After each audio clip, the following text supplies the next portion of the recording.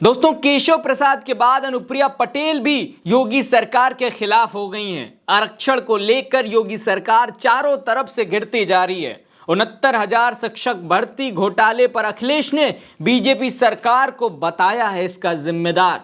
और ये सब इसलिए हुआ क्योंकि हाईकोर्ट ने योगी सरकार को बड़ा झटका दिया है।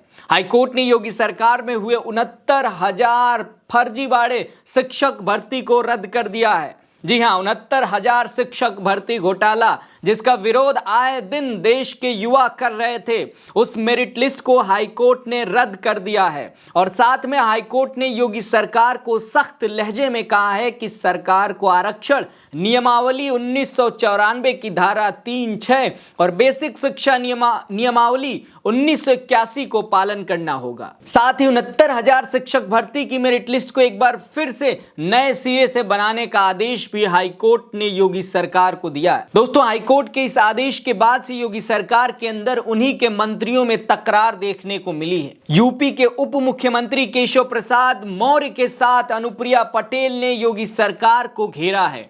एक तो दोस्तों, पहले से ही यूपी में संगठन बनाम सरकार की लड़ाई बीजेपी के अंदर छिड़ी हुई है, पर अब एक बार फिर आरक्षण को लेकर, शिक्षक भर्ती घोटाले को लेकर योगी सरकार विवादों के घेरे में आ गई है। हम आपको केशव प्रसाद मौर्य, अनुप्रिया पटेल की बातों के बारे में बताएंगे दोस्तों, पर उससे पहले आप अखिलेश यादव के बयान को देख लीजिए जो उन्होंने इस शिक्षक भर्ती घोटाले के फैसले पर कहा है। मुझे उम्मीद है जो बच्चों की मांग है उनके साथ नाइंसाफी नहीं होगी, उनको हक मिलेगा। जो उनकी आरक्षण की लड़ाई थी, जो भेदभाव का सूची बनाई थी सरकार ने, हमें उम्मीद है कि उन बच्चों को न्याय मिलेगा। उन बच्चों ने बहुत लंबा संघर्ष किया है। शायद इतना बड़ा आंदोलन, इतने लंबे समय तक आंदोलन किसी ने नहीं किया होगा जितना 69,000 वाले शिक्षक भर्ती वालों ने किया है। उन्हें कहाँ नहीं परेशान होना पड़ा।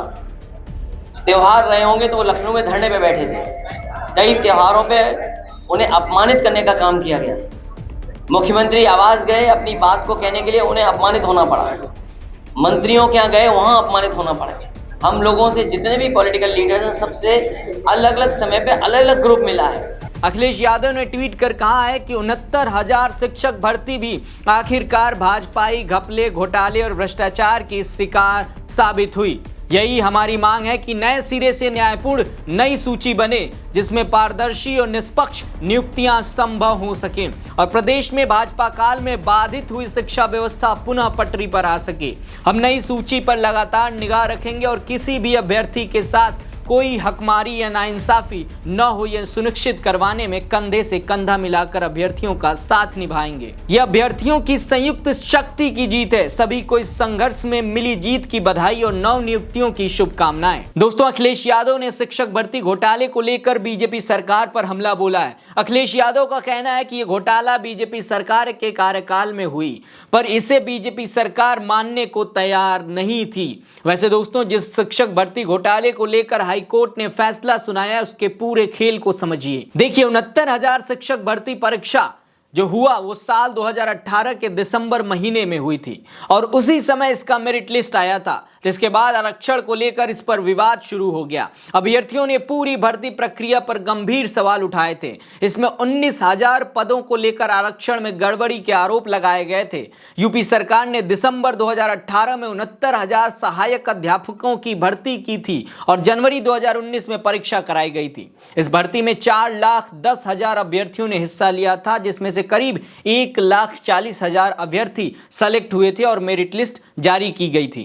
मेरिट लिस्ट आते ही विवाद सामने आ गया क्योंकि आरक्षण के चलते जिन अभ्यर्थियों का चयन तय माना जा रहा था, उनके नाम लिस्ट में नहीं थे, जिसको लेकर अभ्यर्थियों ने कोर्ट का दरवाजा खटखटाया। सालों तक विरोध प्रदर्शन किए, पर विरोध के दौरान उन्हें पुलिस के लाठी डंडे और जेल मिलते रहे। पर हाईकोर्ट के फैसले ने उन्हें अभ्यर्थियों के चेहरे पर एक बार फिर से खुशी लौटा दी है और योगी सरकार के कामकाज पर सवाल खड़े कर दिए कि आखिर किस आधार पर सरकार ने ये भर्तियां कराई थी। दोस्तों, हाईकोर्ट के इस फैसले के बाद केशव प्रसाद मौर्य और अनुप्रिया पटेल के बगावती तेवर अपने ही सरकार के खिलाफ दिखने लगे हैं। इस ऐतिहासिक फैसले के बाद केशव प्रसाद अपने ट्विटर हैंडल से लिखते हैं कि शिक्षकों की भर्ती में इलाहाबाद हाईकोर्ट का फैसला सामाजिक न्याय की दिशा में स्वागत योग्य कदम है। यह उन पिछड़ा व दलित वर्ग के पात्रों की जीत है जिन्होंने अपने अधिकार के लिए लंबा संघर्ष किया।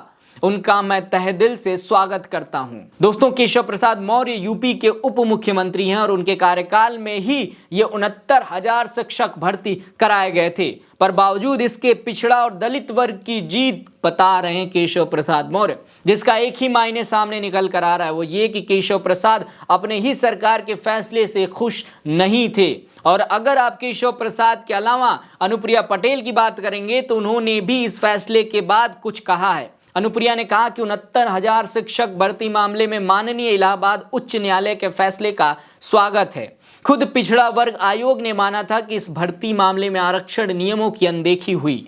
अब जबकि माननीय उच्च न्यायालय ने आरक्षण नियमों का पूर्ण पालन करते हुए नई मेरिट लिस्ट बनाने का आदेश दिया है, तब उम्मीद करती हूं कि वंचित वर्ग के प्रति न्याय होगा। जो माननीय उच्च न्यायालय ने कहा है, मैंने भी हमेशा वही कहा है। मैंने इस विषय को हमेशा सदन में लेकर सर्वोच्च स्तर पर उठाया है। जब तक इस प्रकरण में वंचित वर्ग को न्याय नहीं मिल जाता, मैं इस विषय को तार्किक निष्कर्ष तक पहुंचाने के लिए लगातार हर संभव प्रयास करती रहूंगी। दोस्तों, अनुप्रिया पटेल और केशव प्रसाद मौर्य के तेवर एक जैसे नजर आ रहे हैं।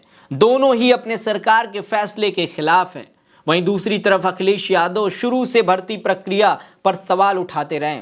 तो केशव और अनुप्रिया के तेवर को देखते हुए अब ऐसा लग रहा है जैसे यूपी में कुछ नया खेल होने जा रहा है, क्योंकि एक तरफ उनके सहयोगी दल जो हैं अनुप्रिया पटेल वो नाराज हैं, तो दूसरी तरफ केशव प्रसाद मौर्य जो पहले से योगी से नाराज चल रहे हैं। तो ऐसे में क्या कुछ यूपी में होने जा रहा है, ये बड़ा सवाल है। खैर दोस्तों, अब देखना यही है कि आखिर यूपी में क्या कुछ होता है। आज के लिए इस वीडियो में इतना ही। मिलते हैं अगले वीडियो में, तब तक के लिए आप अपना ख्याल रखिएगा। मेरा नाम है अरुण चौरसिया। नमस्कार।